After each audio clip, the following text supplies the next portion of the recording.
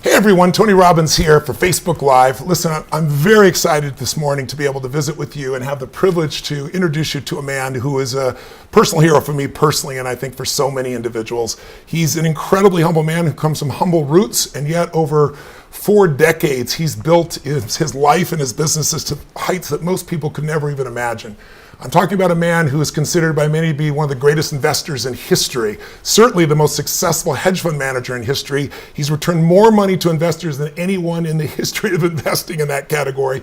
$57 billion since 1975, to give you an idea. So not only is he one of the greatest investors, people call him the Da Vinci of investing, he's been called the Steve Jobs of investing, but the reason that Ray is so unique is he's also an unbelievable entrepreneur. His company, Bridgewater, that he built starting when he was 26 in a 2-bedroom apartment, has now been built into an organization that manages $160 billion. Fortune says that it's one of the 5 most important corporations, private companies in the United States. It shapes a great deal of how our world works. And the man who created it and built it, both the entrepreneur who built Bridgewater and the man who is one of the greatest investors of all time, is joining us because today is the launch of his new book. It's called Principles, Life and Business by Ray Dalio. The quote on the cover is from Bill Gates, of course. It says, Ray Dalio has provided me with invaluable guidance and insights that are now available to you in Principles. This book is part biography, it's part the principles of what has made his life so incredible, and it's part really what you do to grow in business. And when you read about his life, you learn investment principles as well. It is one of the greatest books I've read, and so I wanted to promote it and get you all to get a copy of it, so go get it immediately. But Ray was kind enough to fly down here. He's doing tons of media in New York. It's the opening day, and he's here to do this Facebook Live with us. So Ray, thanks for joining us. Oh man, thank you for having me. It's a privilege. It's really been wonderful to get to know you as a friend and to see the impact of what you do a little bit more on the inside, and you've been very kind in helping me get information to people on how they can change their financial lives. I interviewed 50 of the brightest financial people in the world, and when I sat down with you, you became one of my absolute favorites, I think you know, just because you've built a machine. You've thought about finance so different than everyone else. But I want to start, and you've done 3 principles, which is this book is all about. I'd like to start with the beginning, the early days. Because when someone sees someone as successful as you are in business and in investing, they look at you like you're from another planet. But you really come from very humble roots. Will you tell us a little bit about your childhood in Long Island, your parents, and what got you hooked on investing in the first place? My dad was a jazz musician. Yes. My mom was a stay-at-home mom. Yeah. I got hooked on investing because I was a caddy. Yeah. I had odd jobs when I was growing up. You know, I had a paper route, cut lawns, and did all that. And then I got into caddying when I was 12, and the markets were hot at the time. Yeah. And I thought that, I want to take my caddying money and play the markets. At 12 years old. Well, I mean, of course, it wasn't that big a deal. Like, everybody's talking about the market. Because the market was hot. Yeah. And so the first stock I bought was the only company I ever heard of that was selling for less than $5 a share. And it was, the only reason I bought it is I figured I could buy more shares, so if it goes up, I would make more money. Right. That was a dumb strategy. Right, okay. And I tripled my money because it was not smart, it was dumb, but I got lucky because it got acquired by some company that was then took it over, and it was about to go bankrupt, and then I got hooked. Yeah. Right?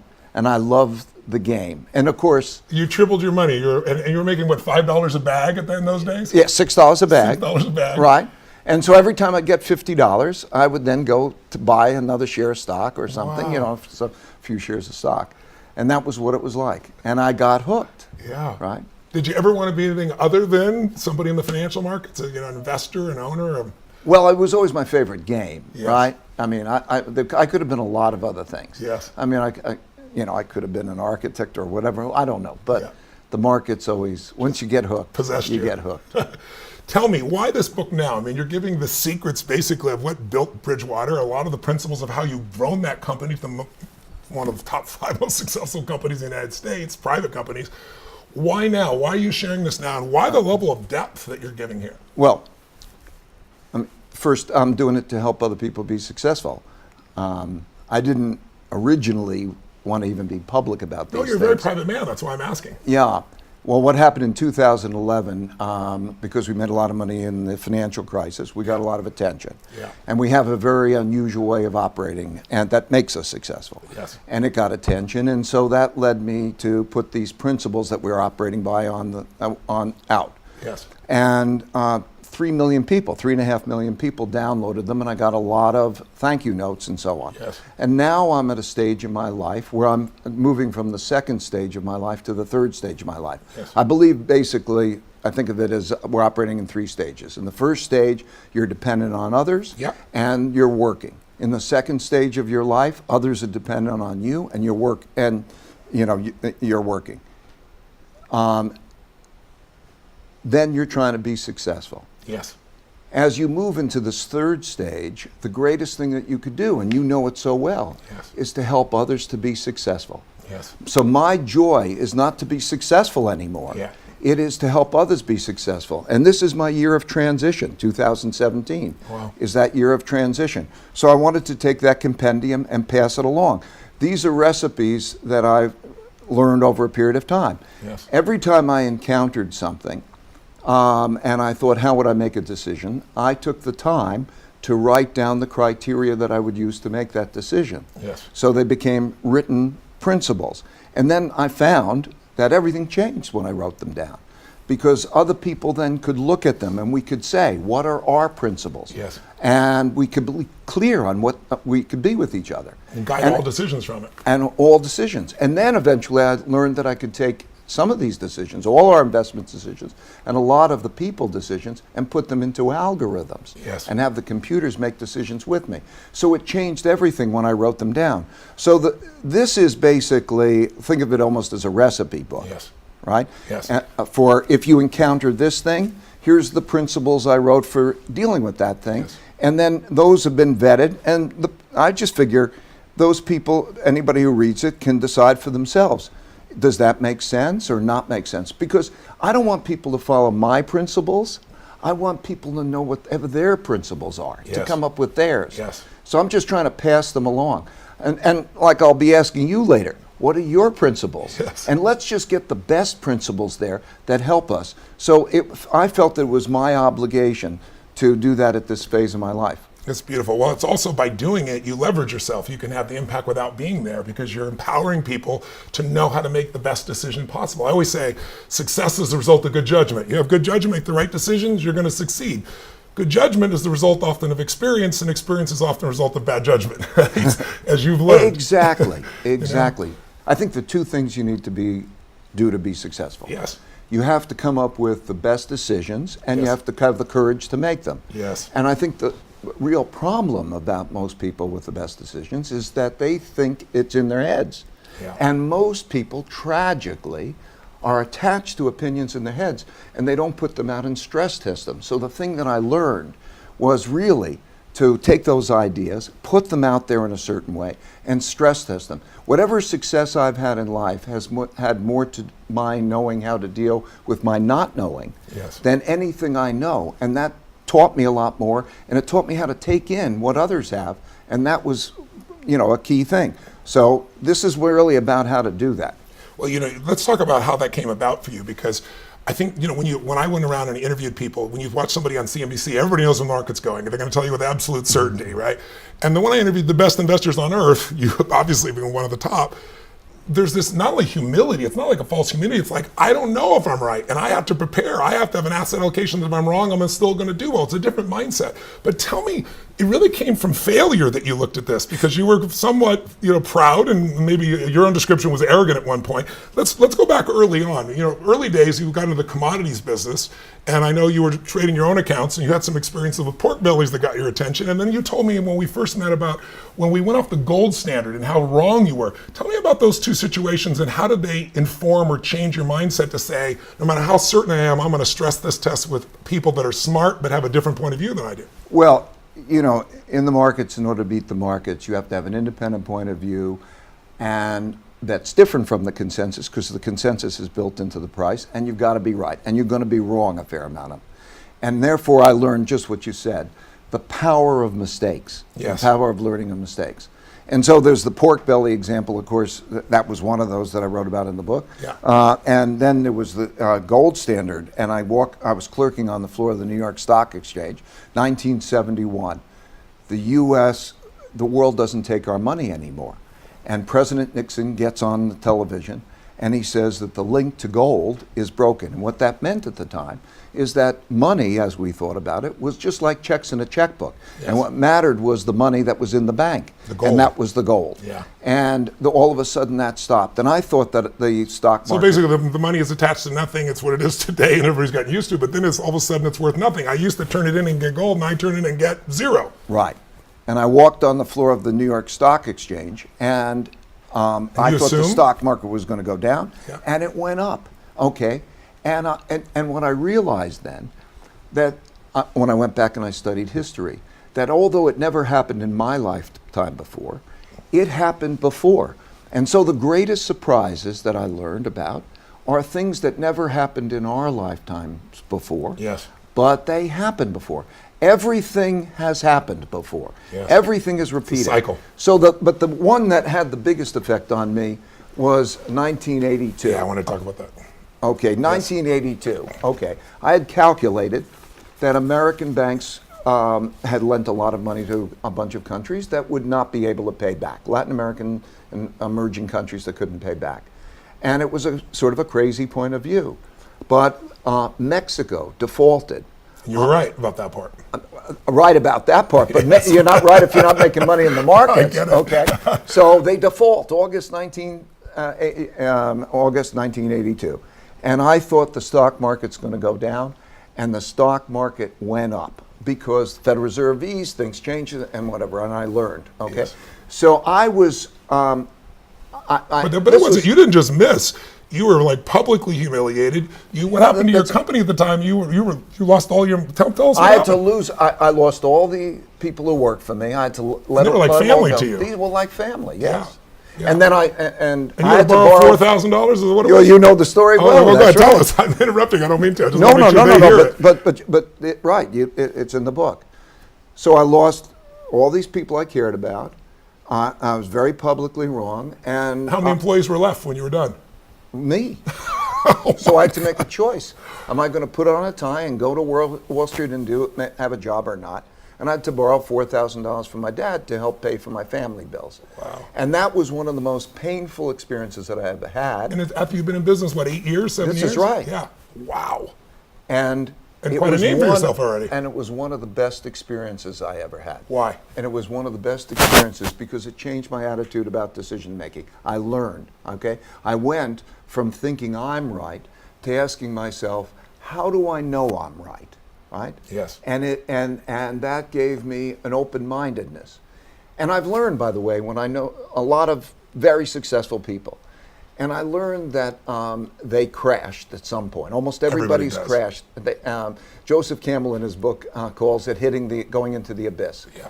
And that crashing is really the best thing for them. Yes. Because they either have a metamorphosis or they don't. Yeah. And I learned pain plus reflection equals progress. Yes. Right? Yes. In other words, those moments, and then quality reflections. So I learned that I needed to have an idea meritocracy. In other words, explain that. Okay, an idea meritocracy is when the best ideas win out. So it's not autocracy. It's not I'm in charge and I'm making the decisions, and it's not democracy. Everybody's equal. It's the people with the best ideas are the ones that influence where you go. Right. Well, to use an example, think about it this way. Supposing you have a sickness, and you go to a doctor. Okay, you can go to one doctor. You can go to 3 doctors. If you can triangulate among believable people, and then you're faced with the choice, how are you going to deal with that situation? So, for example, you might say, I think I should do this decision. Well, you'd be dumb if the doctors tell you to do the other decision, even though you don't understand it. If those people who are independent thinkers are willing to argue with each other, and they triangulate, and they think you should do something, you probably should do it. Right. But if they're at odds, you get to hear the disagreements. Why is it? It's the quickest way to get an education. Yes. So you raise your probabilities of being right. So I learned that one of the smartest things I could do is find the smartest people who disagreed with me and triangulate. And so when we came to the financial crisis in 2008, it was because we had this view that was very different from the rest of the world about the financial crisis. Yes. But to have that independent thinking and to do that triangulation. So it's humility. In other words, the humility, the fear of being wrong. I have a saying, if you don't worry, you need to worry. And if you worry, you don't need to worry, right? You don't need to, if you don't worry, you're probably going to get into trouble. Yes. And if you worry, you'll probably do the things that are necessary. Exactly. Yes, and so that change in mindset and being able to draw the best out of everybody so I can make the best decisions, not being attached to what I think. Yes. That's why I think it's one of the greatest tragedies of mankind. One of the greatest tragedies of mankind, because it so easily can be rectified. If people can separate their attachments for what they have in their head and put them out and stress test them properly, they will raise their probabilities of being right. This is key, has been key for me. I think, for those people watching, there's so many business owners out there, small and medium, big businesses. If you're watching, and I always talk about the fact that owners tend to put themselves in a position where they try to make 12 decisions. And I always say, get 12 of your best people and make one decision, because the crowd decision is always going to be better. But why don't people do that? Why do we have this push that we all think that we have to be the source, we have to have the answer, and we have to be, never fail, when it's just not realistic? What do you think that is in the human psyche? Well, and how have you balanced it? I've studied why this is. I've asked neuroscientists, I've asked psychologists why it is, and they say that there's two reasons for it. Partially it's neuroscience, and partially it's environment and habit. And it can be broken. So the neuroscience part of it is that deep-seated in our brains is a part of the brain called the amygdala, which is the fight or flight part of the brain. Survival. And there's a little bit of an instinct that if there's disagreement, that is conflict. And it produces an emotional reaction. There's a tendency to do that. The other part of it is the world rewards being right. In other words, you start with the smart kid who gets the A's on his test and so on. And then they don't go through their failure. You know that the best learning comes from failure, right? But if people become embarrassed about not knowing, we're in a society that operates that way. And if you can actually teach how great failure can be as a learning thing, it's so terrific. So it's a combination of habit and instincts. But I've learned that in 18 months, people can be totally different. We call it the getting to the other side. They go through this, of course, experience of everybody speaking frankly with each other and figuring out in an idea meritocratic way what's true, including what your weaknesses are. Do you want to know your weaknesses? Is it good? When you go through that, and people want to, so that they know how to compensate for those weaknesses, then they can move beyond that. And so what we found in a period of 18 months of doing that exercise, most people can get to the other side. Then they don't want to operate the old way. Because, first of all, they don't want people not to be straight with them. Like, if do you want to know what I really think I don't want to talk about my back. So you ask people, they do. Their intellectual part of them does. Their emotional part needs to have a little bit of adjusting to that. And so we go through that process. And it changes everything, because great collective decision making with the smartest people who are willing to disagree is going to make you most likely to be right. You're learning right now the most fundamental, important distinction that has guided this man's life after going so much failure to have so much success. And every business person, any human being that wants to make better decisions needs to apply this. So I hope you'll take it in. It's kind of like when people succeed, they party. When they fail, they ponder. And there's no transformation out of partying. There's some enjoyment. But the pondering really can make the shifts. I think in order to be successful, you have to do 5 things. There's a sequence, okay? Great. First, you have to have your goals. And you talk about audacious goals. Well, I think have audacious goals. Why? Right? I agree, but why? Because you want to have the greatest life you can possibly have and the greatest impact you can have. And your goals affect you, whatever they are. If they're small goals, you're affected in a small way. If they're really driven, you rise to the occasion. Right. Goals. Next, problems. On your way to your goals, you're going to encounter your problems or your failures. Right? But you don't tolerate them. You got it. Don't tolerate them. Right? Number 3 is then diagnose them to get at their root causes. And often those root causes are things that people are doing wrong. Maybe you're doing wrong. Maybe it's a weakness of you. Yes. Notice the patterns. Get at the root causes. Yes. Once you know the root causes to your problems, then you go to find out a design. Yeah. So you've diagnosed it to its root cause. Find out the design of what you're going to do about that. So let's say you have a weakness.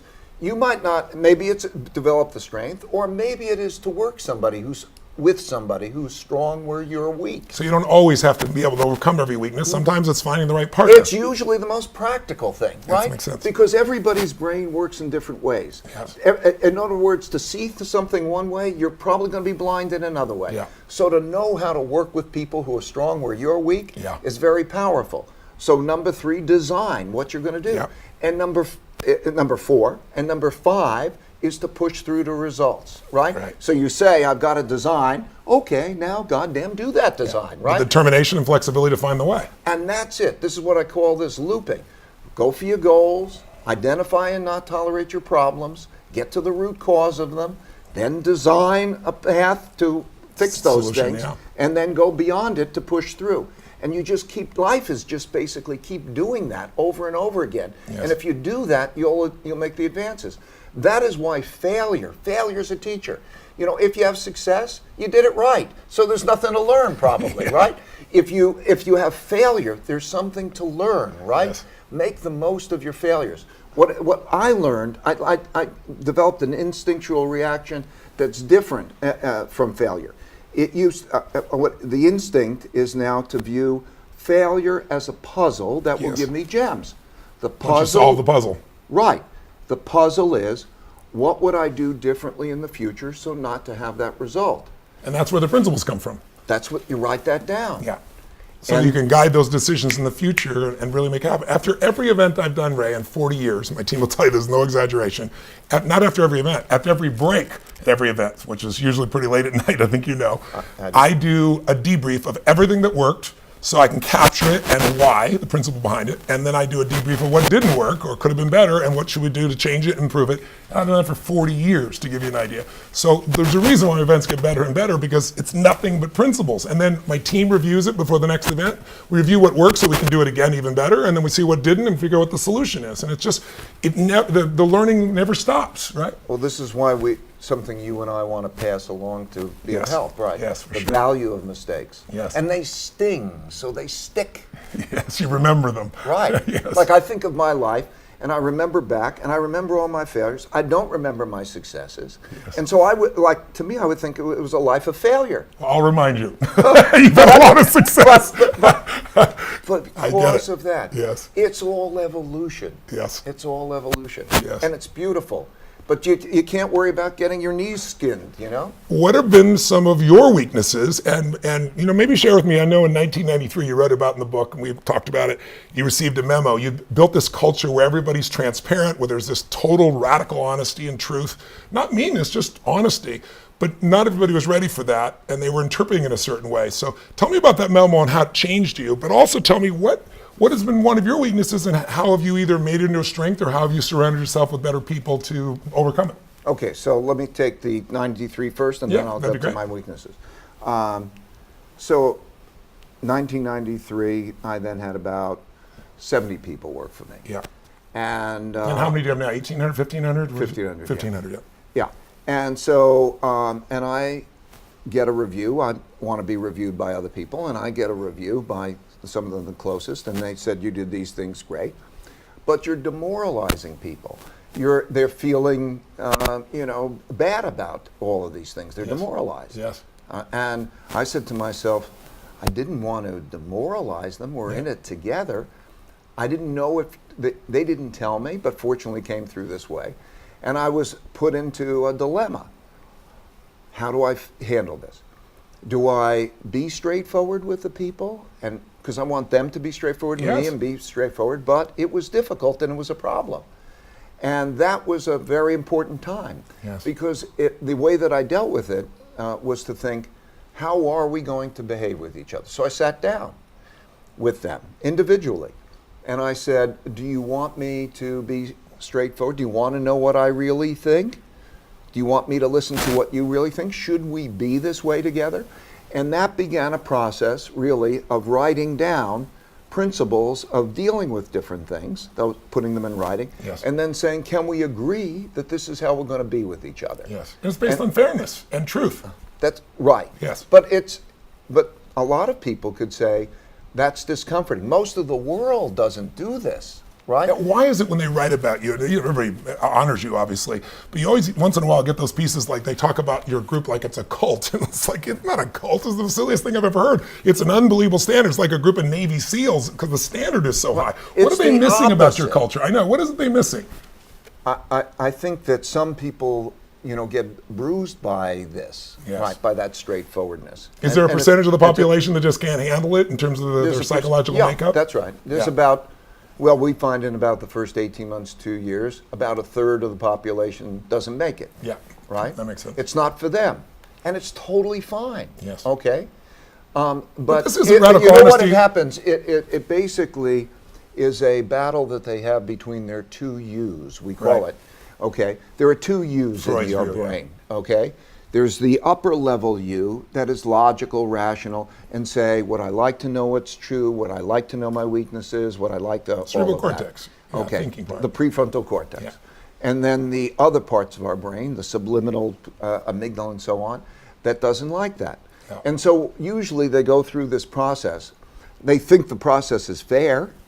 We do extraordinary things to make it fair. But they are really having a battle of their two yous. Yes, I get it. So that's what's going on to a large extent. Yes. And so it's a difficult environment. It's like you say, it's like an intellectual Navy SEALs, right? Yeah. If you get to the other side and you get through it and you have these relationships are very important, then it's powerful. I want to describe it maybe in one long sentence, okay? It is an idea meritocracy in which the goals are to have meaningful work and meaningful relationships. Yes. And they're equally important, by the way, and they reinforce each other. So an idea meritocracy, to have meaningful work and meaningful relationships through radical truthfulness and radical transparency. Yeah. Radical truthfulness means we lay on the table what we really think and we deal with it. Yeah. And radical transparency gives the ability to people to see everything. Because you can't have spin. If you can see everything, you can be part of the idea meritocracy, of course. Yes. If you hear somebody tell you what's happening and everybody's giving you the different stories, you can't be. So being radically truthful and radically transparent. And just to clarify, people, it doesn't mean your hair looks ugly today, it's not, you're looking fat. It's, right. it's not that kind of thing. It's about the truth of what we're trying to get to and understanding where markets are going, how the business is functioning. It's calling it tight. Right, how we should be with each other. Yes. Whether we're strong or weak in different ways, yes. okay? Yes. That kind of thing. Yes. So that radical truthfulness and radical transparency is key. Essentially, would you be where you are today without it? No, that's what I want everyone to hear. Nowhere near. Yeah. Right? Yeah. Because I think you've got to do three things. First, you have to put your honest thoughts on the table for everybody to look at. Yes. Everybody. Yes. And you look at them, and they're different. Then you have to know the art of thoughtful disagreement. In other words, maybe I'm right, maybe I'm wrong. How do you work through to get a better answer than you would have individually? Yes. Okay? Yes. Thoughtful disagreement, to like it, to respect the other person, and not to know that it's going to lead to something greater for everyone. Of course. Yeah, higher mission, higher purpose. And then third is if the disagreements remain, you have to have protocols for getting past that. In our case, we have what we call believability-weighted decision making. In other words, we have not an autocracy and not a democracy, but idea meritocracy, in which there's ways where who's got the best track record in those areas track of record decision making, and everybody and who thinks is the best decision making in that category. In that category. Got it. Exactly. Got it. And so if you have an idea meritocracy where the best ideas win out, it's going to be so much better than if you're stuck with the ideas in your head, right? Yeah, without a doubt. And and personal development. Yes.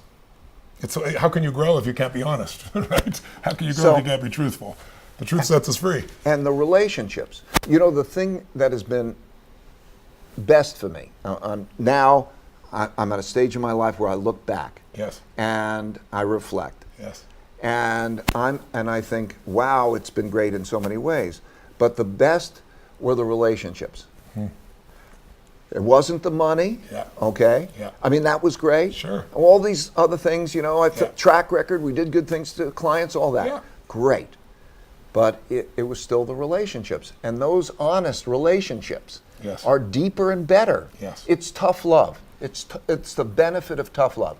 Tough love is the best love. Yes. When it's given from the heart still. That's the secret. It's coming from a place of truly caring. Because, well, you do it all the time, right? You help people it's caring, and when people know that it's caring, together with the truth, the tough truths, and you can go through it together, that's powerful. It is. Tell me, what's been one of the weaknesses that you had to deal with early on, and how did you deal with it? Did you find a way to grow through it? Did you find people around you who had better skill sets? What would it be? Well, early on, I have a terrible rote memory. Like, I mean, I can't remember anything that doesn't have a reason for being what it is. Wow. So, I mean, like, I was a bad student. I thought you had the highest grades in your class at Harvard. No. At Harvard Business School, I loved Harvard Business School that's the difference. It was you loved it, you did well. It was a different kind of education. Oh, interesting. Because it wasn't a memory. It had nothing to do with memory. It was quality. So for most of my early years, I hated school. Got it. I have a bad rote memory. I tend to be details are a mess for me. Right. Anybody who's around me, I need to work with people who are meticulous, and detail oriented. Yes. So it supplements you. So and then I would say that certainly my audaciousness had an arrogance to it, but that before I got the shit kicked out of me, in order, enough times to learn fear. Sometimes it takes multiple times to get the shit kicked out of you before you learn, right? Learn fear. Yeah. Those were the things. Yes. But then I start to learn, it doesn't matter. Weaknesses don't matter, really. Yeah, give us a metaphor. When we first met, you shared with me your philosophy of like looking at life as the jungle and how that kind of shifted the way you even built your company. Tell me a little bit about the jungle metaphor. Yeah, so in 1982, when I crashed and I had to think, okay, would I go get a job and work in that, or would I continue on with the audacious goals? Yes. I realized it seemed to me like it was being on one side of a jungle, and I could stay on the safe side of the jungle, but not have a terrific life. Right. And in order to have a terrific life, I had to go through this dangerous jungle. Yes. And in order to have a great life. And I think, okay, what would I do? Now, for me, I need to go after the great life. I mean, I just need to do it. You can't settle. So, and I think, well, how would I go into that dangerous jungle with all of these different things? And what I realized is that if I go into it with people who also are with me on it, who see differently, who can see what I can't see, and we each can bring our own, that we together can go through that dangerous jungle to get the other side to have a great life. Yes. So that's what it's like. And it wasn't just people that agreed with you, it was people that disagreed with you. No, of course. Yeah, I just want to make sure everybody understands that. Yes. That's see differently. Yes, it's not just somebody disagrees with you, though. It's somebody who's qualified to disagree with you. Sometimes one of your principles is, when to not say anything, when to shut up, when do you keep your opinion to yourself. Explain that. You really recruit the best of the best, but you're not looking for everybody's going to attaboy you. You're looking for people who have a radically different point of view, and out of that, you're pulling this. Maybe explain what's it called, the dot, what do you call the dot collector? The dot collector. Maybe explain to people how that functionally happens, because people can criticize you in the company. You can have a 24-year-old who's no background and say, Ray, I think you're doing a crap job on this. And someone else might say you're doing a great job. How do you measure and decide who to listen to? How do you make that meritocracy work? Okay, I want to say that for anybody who wants to see it, there's a TED Talk. I'm gonna put it out in 16 minutes, and you'll see how the dot collector works. Perfect. Right? But what it is as the meetings are going on, people are very easily dotting. They call dotting. Yes. So they're conveying what they're seeing and how each person is behaving about different things. So you might be speaking, and they might say what? Some people might think that's the most arrogant thing or the stupidest thing, or you're not being considerate to that person, or there's like one of 50 different things you can hit. You can go ... Okay. Ray, bum, that. Bad, good, boom. Yes. And we all do it together, right? So that creates all of a sudden the visualization of how everybody's seeing everything.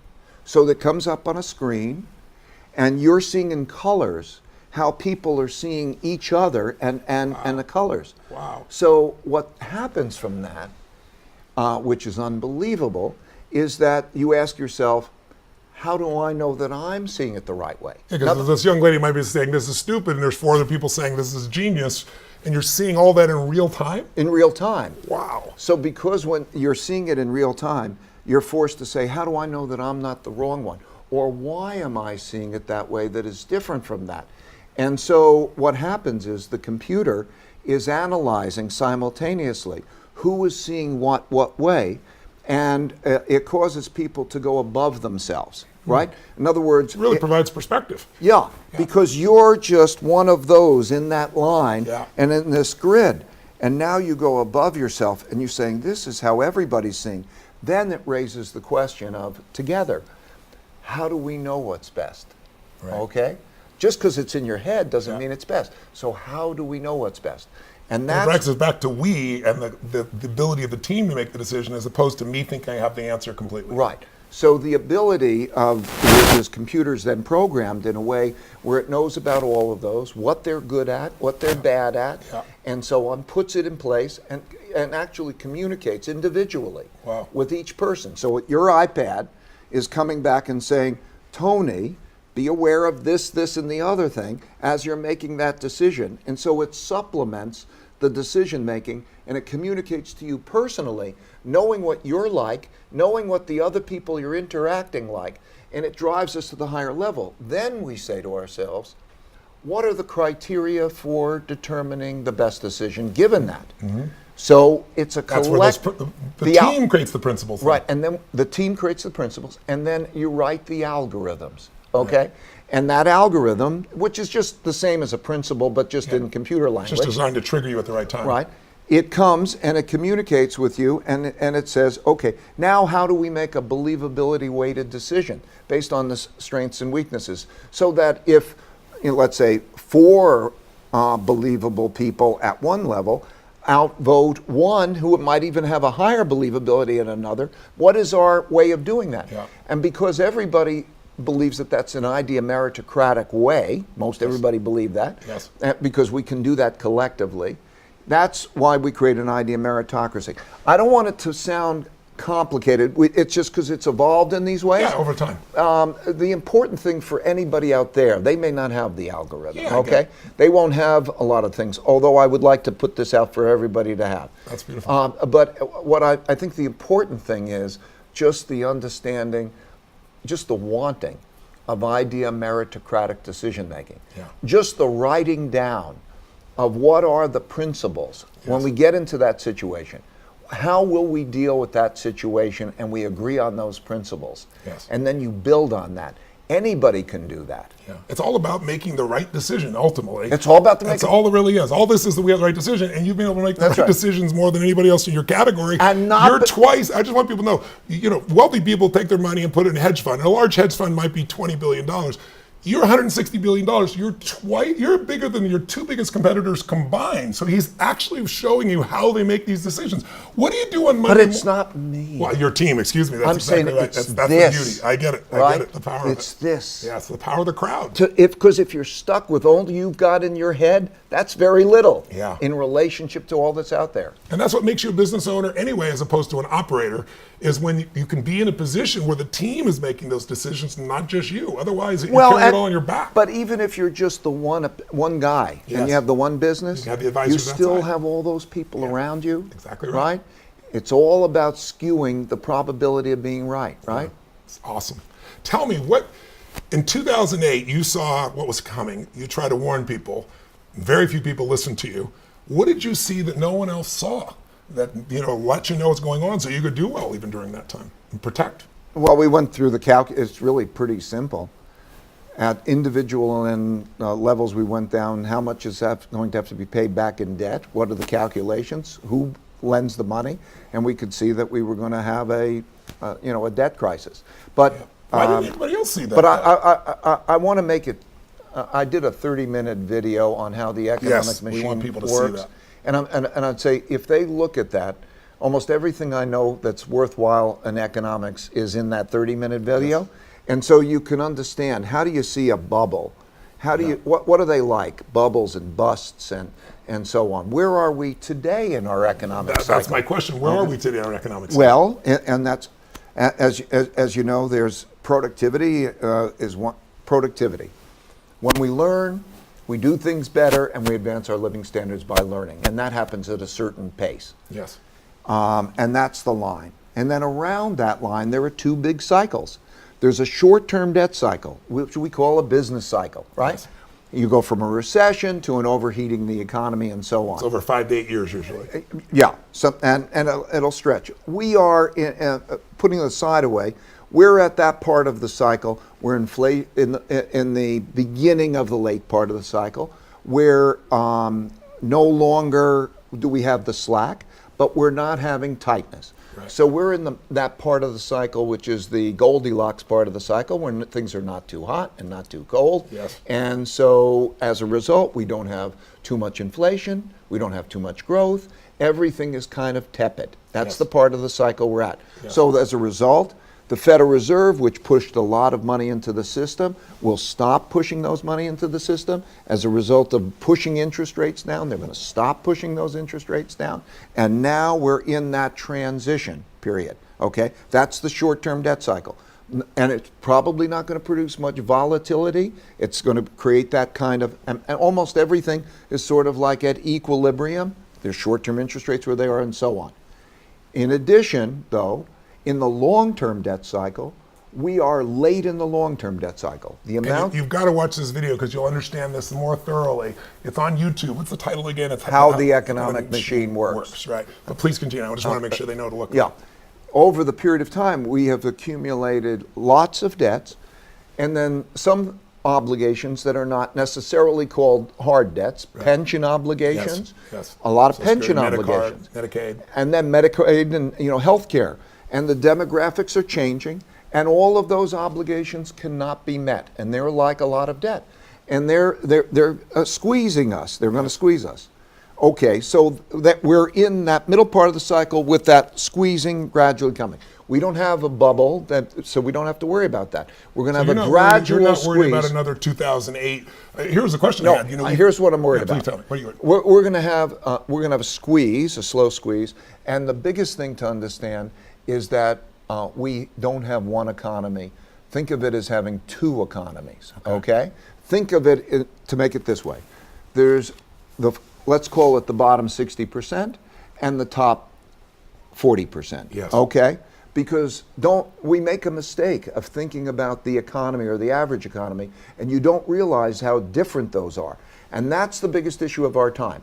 So very much like the late 30s, same things, by the way, happened in all of the 30s up to 1937. This year is very similar to 1937. In what ways?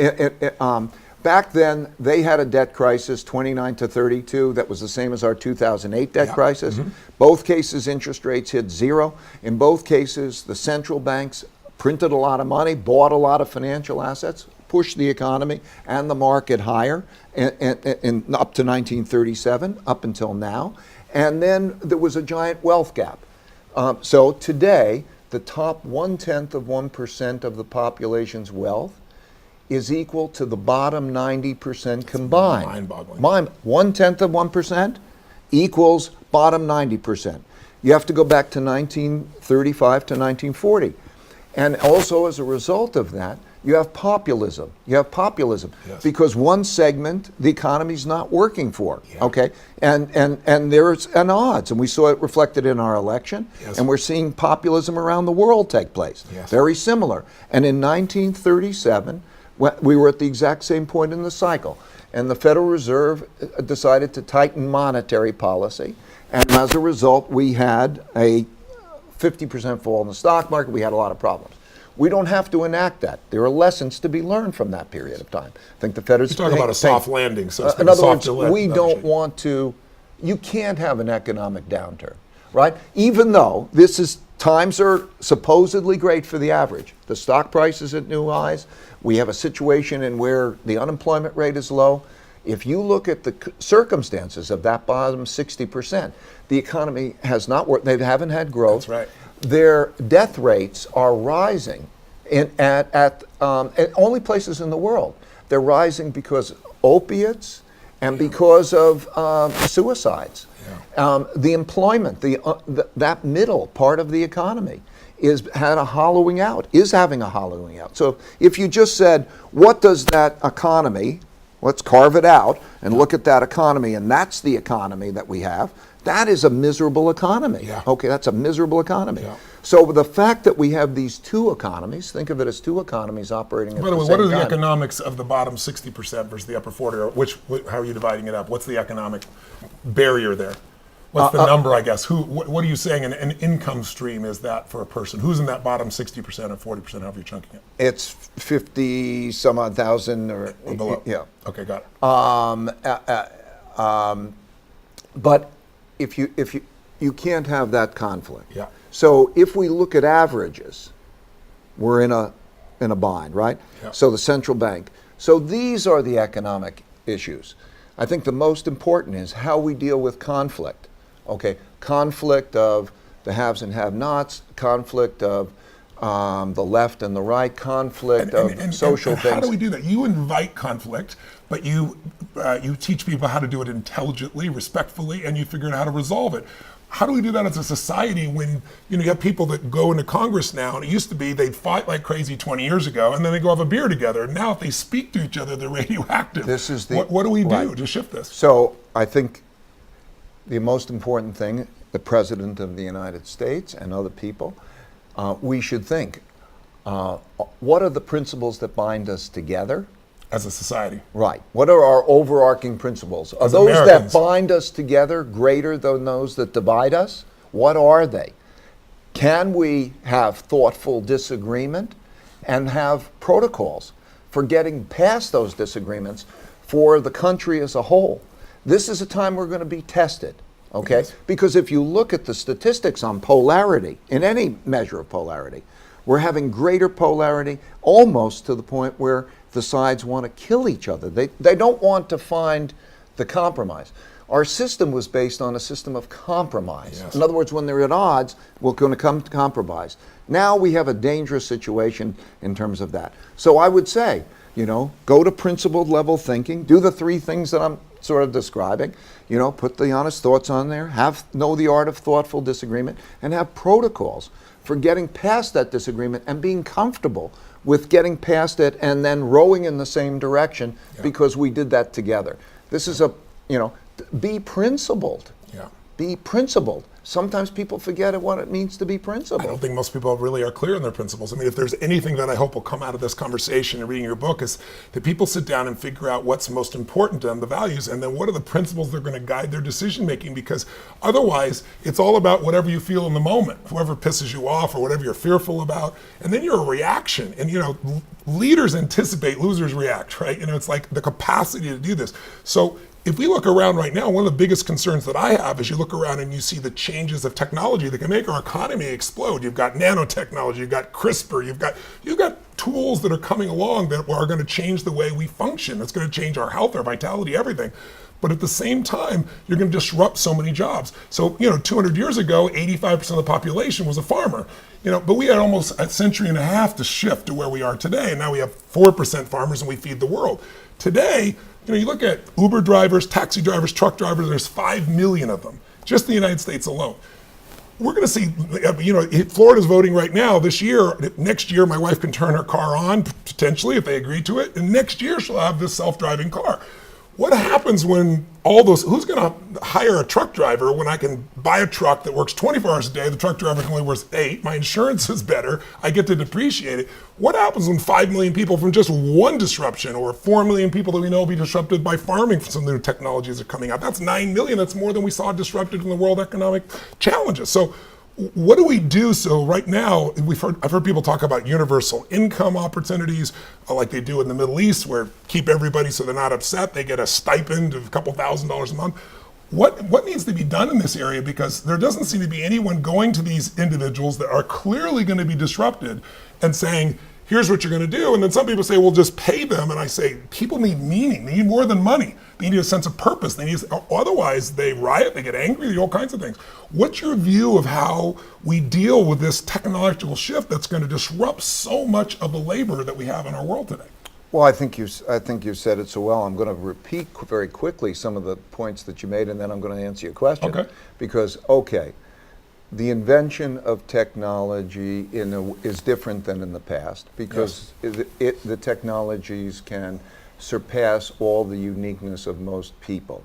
And as a result, what's happening is that those who are making those algorithms to replace people, to make companies more efficient, are having that effect of creating that polarity. And something like 40% of the jobs over the next 20 years will be lost. Something like that. It's happening fast. It's happening in your industry. Even, it's not just blue collar, it's white collar. Of course. I mean, like you watch, traders are gone. They're being replaced by the quants. And it's a beautiful and terrible thing at the same time. Yes. Because that computer, that's how we make decisions. We have all of the algorithms put in there. And it's so fantastic. Better than individual decision making. So we enjoy all the benefits of that. And at the same time, it creates this wealth gap. It creates this more, as you say, opportunity gap is even more important than wealth gap, because people need to be made useful. So we're and they're totally not retooling. No one's getting retooling. And we're agreeing. In my opinion, there are many, many, many things that can be done in many things. I mean, for example, you need to teach the next generation algorithms, how to write algorithms, because it's like reading and writing. Yes. If you're going to be ignorant, you can change education so effectively. You can create, in many different cases, microfinance. I love microfinance. I do too. Because it works, and it works for people down there. There are so many things that can be done in order to deal with the question. That's not the issue. There are many things, clever people in doing it. But you actually have to have cohesiveness. It has to be a national mission to do two things simultaneously. That how do you improve the economic, education, and so on of that bottom 60%, and how do you do it in a way that it pays for itself? Yes. In other words, don't have a program that you're going to just throw a lot of money and you don't know that you're going to waste. But do it as microfinance works or other things work. And I see lots of those. That has to, I think, be a national initiative in order to do that, because it can be powerful. You can do it. Yes. But it's going to require transfers of wealth, some elements of transfers of wealth. And so when I look at it, it wouldn't take so much of a change in the wealth or the taxation from one group to another to redistribute it, because it's so skewed in that way. Yes. But we have to approach this collectively. Yeah. Okay? Yes. Because if it's angry, if one group is angry at the other group and beat it out of them, then we're going to have people running away. People are leaving one state to go to another state, and all of this. How we do this collectively has to do with more how we are with each other than are there solutions. There are solutions. And we went to the moon, right? We're going to Mars now. We can do amazing things. But I do believe in initiative in which the goal is to deal with that issue, particularly the bottom 60%, their opportunity, their income, and to do that in ways that are self-funding. In other words, if you borrow it, it pays it back because of the productivity that's going to happen. As opposed to borrowing money for a television set or borrowing money for a college education that maybe doesn't provide a job. Well, a lot of programs, here's one of the problems. Yeah. A lot of programs are put into place by policymakers who really, in a sense, may not have a clue. And they think, I'm going to do this program, and they don't pay off. The one thing about business that I also bring to philanthropy that I see is, can it pay for itself if you can get there? Not all good things can pay for themselves. I get that. Okay, so there's room for giving people money because they can, but there's an enormous ability to have it pay for it. This week I'm going to go to honor Mohammed Yunus, who was the founder of microfinance. Yes. Okay. Yes. And he basically is a very clever man, and he finds any of the ways where there's a business activity, a goal that he wants to achieve, that it pays for itself. Yes. So there are lots of ways, Education. Yes. Education can be so much better and so much cheaper in terms of technologies and certain things. Yeah. So it's these things that if we bring to bear, we need to deal with that. But it's more fundamentally, can we all be in the same room working on the same goal, like going to the moon? And the way you do that in your organization is there's certain principles. So for example, simple one is, I understand it, is if someone has 2 minutes, they're uninterrupted during those 2 minutes, which you can't watch on a television discussion between both sides. But also you have to repeat fundamentally what they just said so they know they're heard. And so that you actually have to listen so that there's the bridge. Because what happens today is people just stomp all over each other. They don't hear anything. They don't perceive anything. And what we seem to be forgetting is, it'd be like a couple of years ago with the battles happening over guns. We all want our children protected. This idea that you are evil because you have a different view about how to get that done than me is where the challenge really happens. Let's shift because we're going to run out of time here. What would be, you've given us so much advice, and the book is filled with, again, the book is Principles by Ray Dalio, Life and Business. Please go pick it up today. It'll change your life. It'll tell you the history of one of the most successful human beings in the world, one of the 100 most wealthy men, but most importantly, most influential men, and the man who's added so much value to tens of millions of people around the world. What would be your best advice for business owners out there? You've kind of done it, but if we're going to summarize, what would be 2 or 3 of the most important principles that you'd share with a business owner and help them to succeed? One of them is, you talk about, it's not only what, but who, picking the right people, but what would be something you could give them right now as a trigger saying, if you really want to grow, here are 2 or 3 areas that I would put your focus in to expand or generate. I tell people you got to run 2 businesses, the business you're in and the business you're becoming, right? Because you have to anticipate. What would be your advice? Well, again, same thing. So much we've covered. Well, have your audacious goals. Great. Okay. And prepare. Learn from your mistakes. Yes. Realize that you're not in it alone. Yes. Don't be trapped in your own head. Yes. Know how to get the best resources and know how to learn from that thoughtful disagreement. Yes. And you will get there. You will evolve. There is always a best path. You just don't know it. Yet. Right? You don't know it yet. Yeah. Yet. Yes. Okay. You get around bright people that Right. have different points of view, you can find it. And when you fall and you get banged up, reflect. Yes. Reflect. Calm yourself down. Reflect. There's a lesson there, right? It's the same things. Make them your puzzles. Yeah. Right? Yes. They'll give you gems. Yes. The gems are the principles of what you'll do better next time. Yes. Yeah. Where is meditation played? I want to make sure we touch that in because you've been a long-term meditator with TM. Tell us about how that's played a role in the success of your career and your life. Well, I think it's been one of the most powerful things that's helped me the most because I've been doing it for, 44 years or something. Yes. And it has given me an equanimity. Before we did this, we just had a brief meditation Yes, we just did it together. Right? It gives, as you know, it gives you both an equanimity, so that you can, it seems like being a ninja. Yeah. Everything kind of slows up and they come at you and you can deal with it with that equanimity. Yeah. And it gives you a creativity because it opens the connection between your subconscious brain and your conscious brain. That's where the magic is. And that's where the magic is. Because in your subconscious brain is all those creativity. It doesn't come from working it in your conscious brain. Yeah. Where do the best ideas come from? You take a hot shower and they pop into your head. Go to sleep wanting an answer and wake up with the answer. Right. So subliminally it's there, but it's trapped there. And when you open up the way through meditation, because it literally, as you know, you're not conscious and you're not unconscious. You're in your subconscious. Yeah. Because by repeating that mantra, that word, essentially that sound, what happens is it gets you away from all the noise that your brain is constantly going through. Yes. And you focus in first on the sound, and then the sound disappears, and then there's nothing. And where you are is in that subconscious state. And so as a result, that exercise, a very simple exercise, there's nothing religious about it, there's nothing, anything, it's just a good exercise. That exercise giving the equanimity and the creativity is just invaluable. Would you be the same level of success if you hadn't been meditating all these years? Oh, I don't believe I'd be close. Yeah. I think it helped. It's really provided that perspective and that balance. Yes. I recommend it. I say really, it's probably the best gift I can give anyone. They can take it around with them anywhere they go for the rest of their lives. Right. Right? And it can bring you joy. It can bring you joy for nothing. Yeah, it brings you joy for nothing. And there are moments where you say, I need to go meditate. Yeah. What if you didn't have the meditation then? Yeah. It just brings you out differently. So I recommend it. Investing just for a moment. We're 8.5 years into this bull market. You've given us an idea where we think we are, and you've told us what some of the challenges are.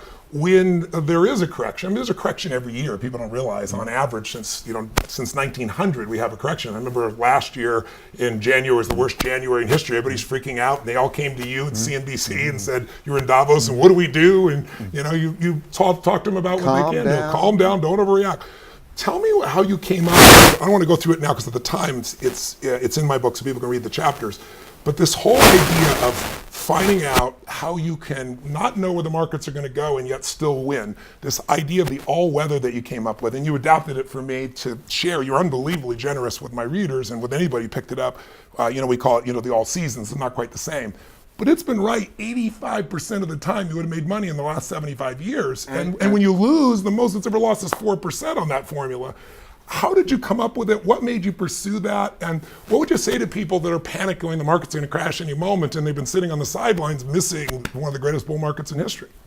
I'm going to give the brief answer, and then which is that diversification properly balancing means that you could take equally good things and you can reduce the risk. And because they're equally... I just want to clarify, you said that the holy grail of investing you found early on, changed your career, and it was how you could reduce your risk but not reduce your returns. How did you do that? By knowing how to balance, okay? When you can take equally good things, yes, they're equally good, so your expectation of return is equal, yes, right? But because they're uncorrelated, yes, because they move differently, they balance each other. So one goes down, the other one bounces up. Right. And I would love to get into it, but I'll just repeat. What you did is provide a great service. It's in your book. Yes. So anybody who reads that book has taken the time, and you've put it in a language that everybody can understand in a way that we won't have the time to go through now. Yeah. So it was great for me and great for you and great for those people, yes, that we could communicate how they could achieve that balance. It's so important because you have to understand that in order to beat somebody, the market's a zero sum. Yeah. And adding value, loses. That's right. Yeah. And so the consensus is reflected in the price. Yeah. And so you have to be better than that. I put hundreds of millions of dollars each year in trying to play that game well, yeah, and others do, and it's a difficult game. It's more difficult to compete in the markets and be successful than to compete in the Olympics. Yes. So be humble about that. It's difficult. Yes. But to achieve that balance so that you understand how you can get that good return without losing a lot of money, yeah, is something. You've communicated it well, so I would, rather than be yes, able to cover it, book, yeah, recommend that they look at your book. But your money is all your personal Most of my money is in that. Is in that. That's right. It's truly amazing. And people, you can go pick up a book or go to the library, whatever, and get the answer because you walked us through it. We did it in 2 chapters of the book, and it's mind-boggling. I mean, if you could go to Vegas and be right 85% of the time and make close to 10% on average, and when you're wrong, the most you ever lost is 4%. How often would you invest? Right? Well, it's a different game, right? Yeah, the risk of ruin, yes, is so diminished. Yes. It depends exactly how you construct that in yes, terms of what your risk and return is. So it's explained there. But the risk of ruin, like any one investment, there will come a time in your lifetime that it's going to be down 50 to 75%. Yeah. And when it's down 50 or 75%, if it's down 50%, that means you have to make 100% in order to get back. Even, yeah. So you can't afford those especially kinds if it's of later things. in life. You don't have the time, right? Right. Yeah. Yeah. So this is really the way to protect themselves. So many people get great returns, but then they also slash to the bottom. And one of your principles is not lose money. These are good returns. Yeah. Yeah, these are great returns, but you're limiting the downside massively. What we're out of time now. So the last piece, is there anything we've covered you haven't been able to share? What's the core message you want people to leave with? Whether they're an entrepreneur or an investor or just somebody who wants to improve their life, what would you say that core message? Well, most importantly, have their principles that deal with reality. Yes. Well, embrace reality and deal with it, and have those core principles and get them wherever they can. As you know, what I want to do is I want to get your principles. I listen to a lot, but if everybody took the time to write down their principles, yes, and to think about each other's principles for how to deal with specific things, not this big, high-level principles. But in other words, Pragmatic. the specific, okay, I have somebody who is cheating in my company. What do I do? Or I have the banker who is doing this thing. What do I do? Or how do I recruit the best team? I mean, every recipe like that is here. Well, I've been through those experiences, and I wrote down my recipes. They can consider my recipes. They can consider anybody else's recipes. At the end of the day, they must believe them, what is good for them, and they must have principles. Because as you say, if you don't have principles, everything looks the same, like you're in a blizzard. When you start to think of something and you say, oh, it's another one of those, like you think of a certain type of species, it's that species, and here is how I deal with that species, and that way of dealing with it works. That is an effective way of operating. So I would like to encourage people to have their own principles that they understand and believe in, wherever they get them.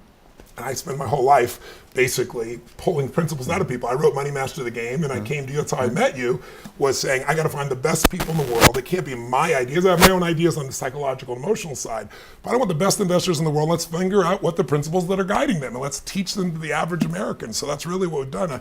You've been so generous, Ray. I consider you a dear friend now. I love you personally, and I hope people here not only get to see this unbelievable, historic figure here, but I want them to feel the man and your true passion and caring for people and the commitment that you have to leave a legacy where people can continue to grow and expand beyond the time that you're here. And this book is part of that legacy. You're going to write another one, I understand. Is that true? On economic and investment principles. Yes. And then I'll be done. Yes. Because everything that I have to say can be in here. It gives you leverage. It's in there. I don't have anything to add. Yes. I hope my grandkids will read it when they get older. I'm sure they will. And Tony, I want to say that we share the same type of values, the same type of principles, and that's why, back at you, man. Thank you. Thank you very much. Brother. Thank you so much. God bless you. So pick it up, Principles, Life and Work by Ray Dalio. This week also check out on YouTube the machine, how do you say that? What's the phrase? How the Economic Machine Works. And then his TED Talk as well. And I'll put those out over the next few days as well. Pass it on to everybody. Go grab this book as quick as you can. It's a great read. It'll give you history. It'll give you principles. It'll change your life. Blessings to everybody. We'll see you soon.